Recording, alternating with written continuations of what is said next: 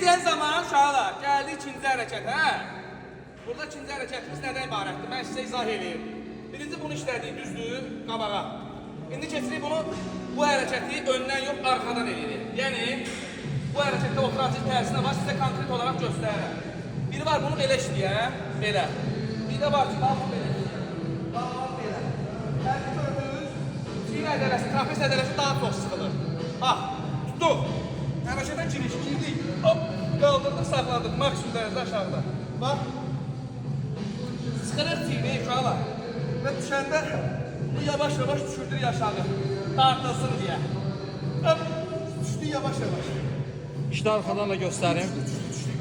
Hop, düşdük yavaş-yavaş. Hop, sıxdıq, düşdük. Hop, sıxdıq, düşdük. Hop, kim ki deyirək, sıxıb saxlamaq lazımdır. Boş söhbətdir. İşte. Sıxdıq, yavaş-yavaş bıraxdıq. Sıxdıq, yavaş-yavaş bıraxdıq. Sıxdıq, yavaş-yavaş bıraxdıq.